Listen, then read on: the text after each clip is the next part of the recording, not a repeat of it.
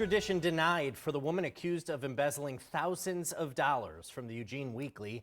Governor Tina Kotek saying Oregon will not pay for her extradition from Ohio to Lane County. Thanks for joining us tonight. I'm Brandon Kamerman. And I'm Kendall Bartley. Tonight we are learning more about the governor's decision not to extradite that woman, Alicia Young, from a jail in Ohio despite a warrant and a grand jury indictment. KVAL's Tiffany spoke with the paper's editor and the Lane County District Attorney, who are both demanding answers from the governor.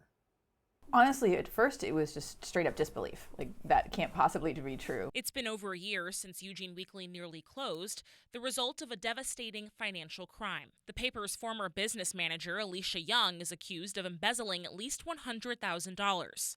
After months of investigation and forensic analysis that cost the paper an additional $30,000, Young was arrested May 6th in Ohio. On May 9th, Governor Tina Kotek declined to fund Young's extradition back to Lane County, a decision that left the paper and local prosecutors in limbo.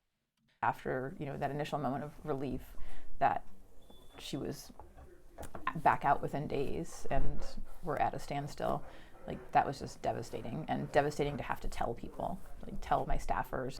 They were really, wanting to have a day where they could, in court or through the justice system, look her in the eye and say, do you know how much this hurt? And now they're wondering what in the world is going on. The governor's office can approve or deny requests to pay for extraditions when suspects with open warrants are arrested out of state. Lane County District Attorney Christopher Perosa says Kotek has not released clear criteria for when it will or won't approve extradition, and denying requests has become a concerning trend. Even in cases of violent crime, funds have been denied. It's been happening for several years. We have seen a tightening or a restriction in the willingness of the governor's office to fund these extraditions, so much so that many district attorneys' offices around the state, including our own, began to self-regulate how many requests we made of the government. The DA's office deemed the Eugene Weekly case serious enough to justify extradition. A much beloved local paper in a community that has limited media sources. So this particular victimization affected a great number of our citizens and ultimately put the existence of the Eugene Weekly at risk. I mean, had they not found some very generous donors to fill the gaps that were created, the Eugene Weekly nearly went under as a result of this embezzlement. DA Perosa says he fears that if the state attempts to offload extradition costs to local governments with tight budgets, innocent victims will suffer.